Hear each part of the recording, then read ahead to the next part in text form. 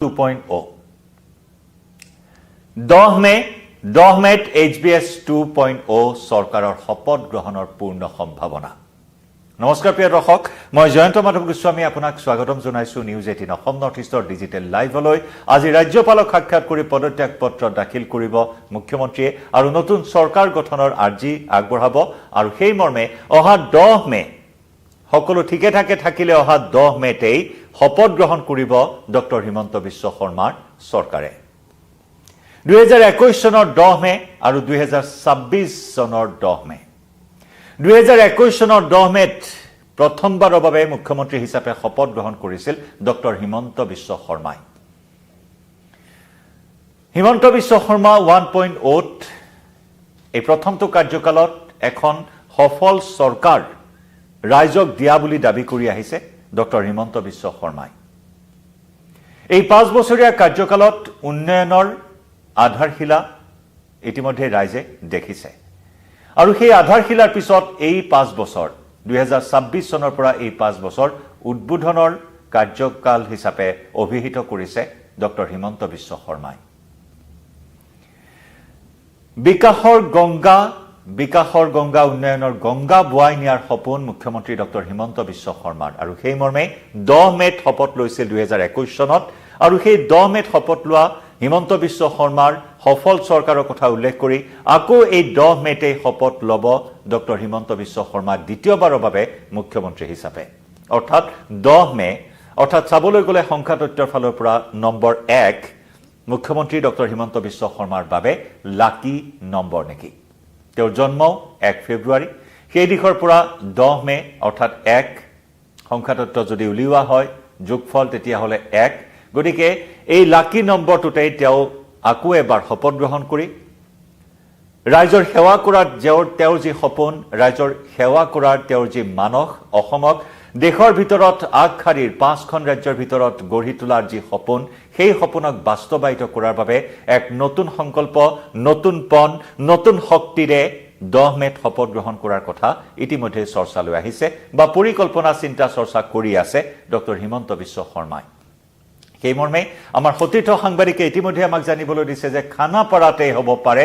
শপত গ্ৰহণ অনুষ্ঠান, এক আড়ম্বৰপূৰ্ণ শপত গ্ৰহণ অনুষ্ঠান। প্ৰধানমন্ত্ৰী নৰেন্দ্ৰ মোদীৰ উপস্থিতিত এই শপত গ্ৰহণ অনুষ্ঠান আয়োজন কৰা হৈছে। কাৰণ 9 মেত ৰবীন্দ্ৰ জয়ন্তীৰ দিনটোত পশ্চিমবংগত শপত গ্ৰহণৰ দিন বাৰ সময় ইতিমধ্যে নিৰ্ধাৰণ কৰা হৈছে। পশ্চিমবংগত ইতিহাস সৃষ্টি হৈছে। প্ৰথমবাৰৰ বাবে পশ্চিমবংগৰ মসনদত পদুম ফুলিব। গতিকে তেনেস্থলত সমগ্ৰ দেশৰ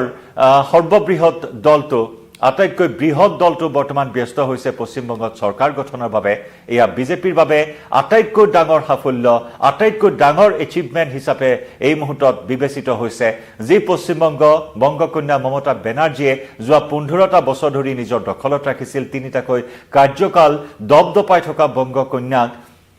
ইতিমধ্যে উফৰাই পেলাইছে বিজেপিৰ সুনামীয়ে। বিজেপিৰ সুনামীত টচ হৈছে, দৰ্পশূন্য হৈছে বংগকন্যা মমতা বেনাৰ্জীৰ। গতিকে সেই মৰ্মে পশ্চিমবংগ অত্যন্ত এক গুৰুত্বপূৰ্ণ ৰাজ্য হিচাপে বিবেচিত হৈছে বিজেপিৰ বাবে আৰু এই পশ্চিমবংগৰ লগতে অসম, দুইখন চুবুৰীয়া ৰাজ্যত এতিয়া পদুম ফুলিছে বা পদুম ফুলিব আৰু সেই দিশৰ পৰা ভৌগোলিক দিশৰ পৰাও, ডেমোগ্ৰাফিক দিশৰ ফালৰ পৰাও যথেষ্ট এক গুৰুত্বপূৰ্ণ বিবেচিত হৈছে বিজেপিৰ বাবে এই দুইখন ৰাজ্যত পুনৰ চৰকাৰ গঠন কৰিব বিচৰা এই বিষয়টোৱে। অসমত তৃতীয়বাৰৰ বাবে বিজেপিৰ চৰকাৰ হ'ব আৰু পশ্চিমবংগত প্ৰথমবাৰৰ বাবে বিজেপিৰ চৰকাৰ হ'ব। পশ্চিমবংগতো প্ৰধানমন্ত্ৰী নৰেন্দ্ৰ মোদী উপস্থিত থকাৰ সম্ভাৱনা আৰু সেই মৰ্মে 10 মেত পশ্চিমবংগৰ পৰা 10 মেত অসমত উপস্থিত হৈ, গুৱাহাটীত উপস্থিত হৈ শপত গ্ৰহণ অনুষ্ঠানত অংশগ্ৰহণ কৰাৰ কথা দেশৰ প্ৰধানমন্ত্ৰী নৰেন্দ্ৰ মোদীৰ। আৰু সেইবাবেই 10 মেটোৱে প্ৰায় চূড়ান্ত হোৱাৰ খবৰ আহিছে। আমাৰ সতীৰ্থ সাংবাদিকে আমালৈ প্ৰেৰণ কৰা এই তথ্য মতে 10 মেত খানাপাৰাতে হ'ব শপত গ্ৰহণ অনুষ্ঠান। 2টা ভেনু ঠিক কৰা হৈছিল প্ৰথম অৱস্থাত, জ্যোতি বিষ্ণু কলাকেন্দ্ৰ নতুবা খানাপাৰা, কিন্তু এতিয়া খানাপাৰাতে শপত গ্ৰহণ হোৱাৰ সম্ভাৱনা অধিক। নৱনিৰ্বাচিত বিধায়কসকল ইতিমধ্যে গুৱাহাটীত বাহৰ পাতিছে। আজি সন্ধিয়া নতুবা কাইলৈ মুখ্যমন্ত্ৰী ডক্টৰ হিমন্ত বিশ্ব শৰ্মাই নৱনিৰ্বাচিত বিধায়কসকলৰ সৈতেও মত বিনিময় কৰিব। 43 গৰাকী এইবাৰ নতুন মুখ 43 গৰাকী নতুন মুখ এইবাৰ নিৰ্বাচিত হৈছে বিজেপিৰ মিত্ৰজোঁটৰ গতিকে 43খন নতুন মুখ স্বাভাৱিকতে এয়া অসম বিধানসভাৰ বাবে এক ইতিবাচক খবৰ য'ত যুৱ প্ৰাৰ্থী কেইবাগৰাকী যুৱ প্ৰাৰ্থী জেনজিৰ প্ৰাৰ্থী এইবাৰ বিধানসভালৈ নিৰ্বাচিত হৈ আহিছে গতিকে সকলো ফালে এক উৎসৱমুখৰ পৰিৱেশে বিৰাজ কৰিছে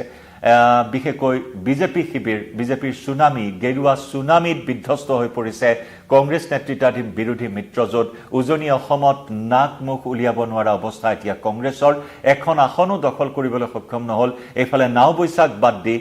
উজনি অসমৰ এখনো আসন কংগ্ৰেছৰ দখলত নাথাকিল কেৱল মাত্ৰ শিৱসাগৰ কংগ্ৰেছৰ মিত্ৰদল ৰাইজৰ দলৰ সভাপতি অখিল গগৈৰ আসনখন পুনৰ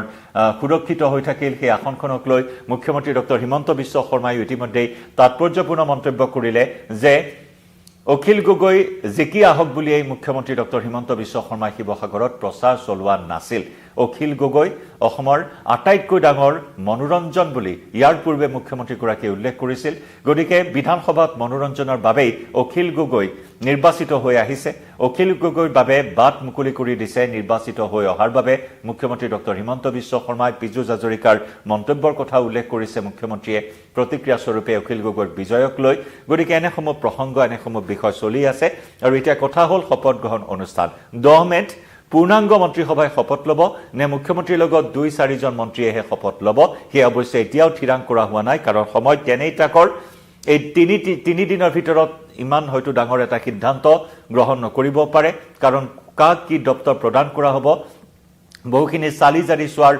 যথেষ্ট থল থাকিব প্ৰয়োজনীয়তা থাকিব কাক কি দপ্তৰ অৰ্পণ কৰা হ'ব সমান্তৰালকৈ এই মন্ত্ৰীসভাৰ দপ্তৰক লৈ চৰ্চা চলিছে যে প্ৰদ্যুৎ বৰদলৈ আৰু ভূপেন কুমাৰ বৰা দুয়োগৰাকী বিজেপি নেতাক সংস্থাপিত কৰিব নেকি মন্ত্ৰিত্বৰ বাব দি তাকে লৈও কিন্তু ৰাইজৰ মাজত চৰ্চা অব্যাহত আছে কোনে কি বাব লাভ কৰিব মিত্ৰদল অগপ আৰু বিপিএফক কিমান কেইখন মন্ত্ৰিত্বৰ আসন দিব হিয়াও লক্ষণীয় হ'ব কাৰণ এইবাৰ বিজেপিয়ে একক বৃহৎ দল হিচাপে নিৰংকুশ সংখ্যাগৰিষ্ঠতাৰে 82খন আসন লাভ কৰিবলৈ সক্ষম হৈছে গতিকে অগপক ইয়াৰ পূৰ্বে অগপৰ আছেই 3জনকৈ মন্ত্ৰী আছিল তাৰ পিছত 2জন মন্ত্ৰী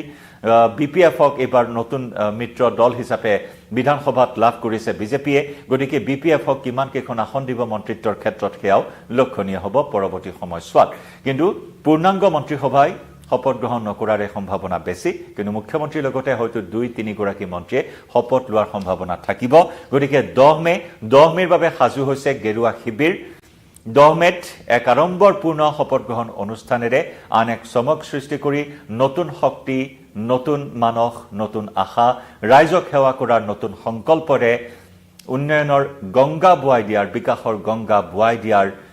মানসেৰে HBS 2.0 চৰকাৰৰ শপত গ্ৰহণ অনুষ্ঠান আৰু এই শপত গ্ৰহণ অনুষ্ঠানত স্বাভাৱিকতে লক্ষাধিক লোকৰ সমাগম হ'ব বহু আমন্ত্ৰিত অতিথি থাকিব প্ৰতিখন জিলাৰ বিজেপিৰ কাৰ্যকৰ্তা বিজেপিৰ বিষয়ববীয়া সকলো উপস্থিত থাকিব আৰু তাৰ বাবে প্ৰস্তুতি প্ৰায় আৰম্ভ কৰিবলৈ ইতিমধ্যে উঠি পৰি লাগিছে গেৰুৱা বাহিনী আৰু সেই মৰ্মে আজি ৰাজ্যপালক সাক্ষাৎ কৰি পদত্যাগ পত্ৰ দাখিল কৰি নতুন চৰকাৰ শপত গ্ৰহণৰ কুচকাৱাজ আৰম্ভ কৰিব বিজেপিয়ে জনাই যাম প্ৰতিটো আপডেট এই মুহূৰ্তত লাইভৰ পৰা বিদায় লম নমস্কাৰ